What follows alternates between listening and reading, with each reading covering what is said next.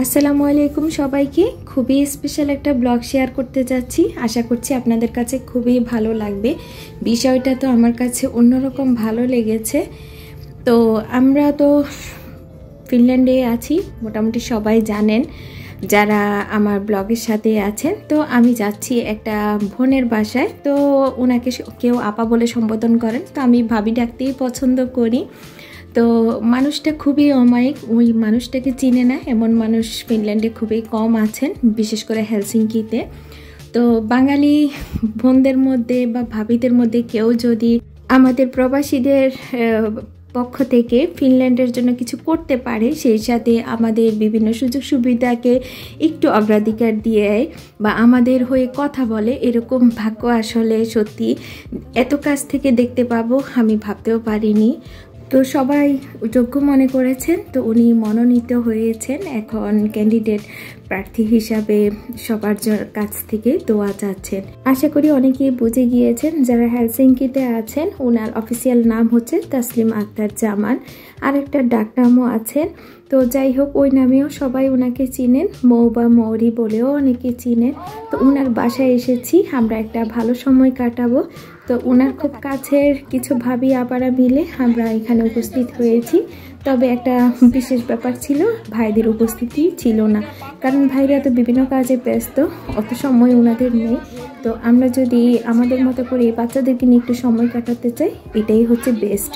তো এই ব্যস্ত মানুষটা ব্যস্ততার মাঝে অনেক কিছু করেছিল। এখানে ছিল সবচেয়ে আকর্ষণীয় বিষয়, যেটা আমাকে মুগ্ধ করেছে, সেটা হচ্ছে শীতের পিঠা। আমার খুব মন চাচ্ছিল দুধ চিতই পিঠা, ভাপা পিঠা এগুলো খাই, কিন্তু কে খাওয়াবে, নিজে তো ওরকম পারি না, কাউকে যে ওরকম আবদার করে বলবো। আসলে বিদেশের মাটিতে সবাই ব্যস্ত, কিন্তু এই ভাবি সেটা বুঝতে পেরে আমাকে বারবার বলছিলেন আপনি অসুস্থ হলেও চলে আসেন, ভালো লাগবে। সত্যি এই খাবারগুলো পেয়ে আমি এত বেশি খুশি হয়েছি, একবার মন তৃপ্তিতে ভরে গেছে। আর মন থেকে ওনার জন্য দোয়া। মানুষটা আসলে যে খাইয়েছে তা না, ওনার মনটা আসলেই ভালো। একটা মানুষের সামাজিক যত রকমের গুণাবলী থাকার দরকার, তো ওনার মধ্যে সবই আছে। তো আমিও আশা করি এবং যোগ্য মনে করি আল্লাহ যাতে আমাদের সবার স্বপ্ন পূরণ করে, ওনাকে একটা সুন্দর অবস্থানে ওনার যোগ্য অনুযায়ী ওই অবস্থানটা আল্লাহ যেন দেয়।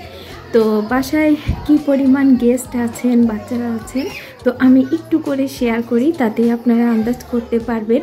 যে যার মতো ঘরোয়া পরিবেশে আছে, তাই সবার ছবি আর নিলাম না, শেয়ার করলাম না, অনেকে হয়তো মাইন্ড করতে পারেন। তো এখানে যেহেতু বাচ্চারা, একটু বাচ্চাদেরকে দেখালাম বাচ্চারা কি পরিমাণ মজা পাচ্ছে।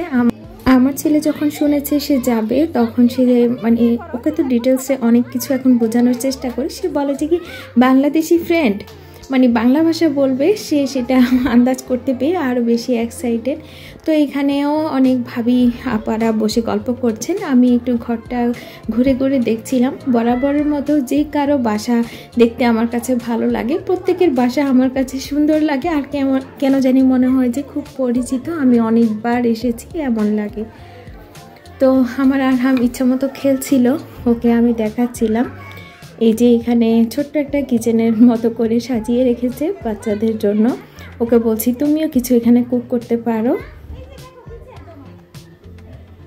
ভাবির 3টা বাচ্চা, অত বেশি বড় হয়নি, আলহামদুলিল্লাহ সবাই অনেক ভালো। আর অন্যান্য ভাবি আপারা যারা আসছেন তাদের বাচ্চারাও অনেক ভালো। এখানকার বাচ্চারা আসলে সবসময় একটা চাপের মধ্যে থাকে, হয় স্কুল না হয় বাসায়। তো যখন একটু খোলামেলা পায়, ওরাও অনেক এনজয় করে, বাংলা ভাষাকে কথা বলে, বাংলাদেশি খাবার, আমাদের দেশীয় কালচারের প্রত্যেকের ড্রেস আপ বাংলাদেশি। একটা ভাবি তো শাড়িও পরে এসেছে, দেখে খুবই ভালো লেগেছে।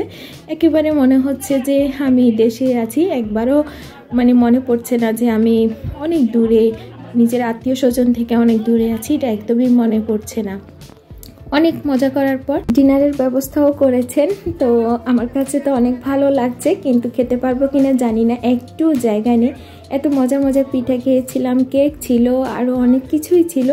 আসলে আমার একদমই মনে ছিল না, অনেক দিন পর লোভনীয় খাবার পেয়ে আমি আর রেকর্ড করতে পারিনি।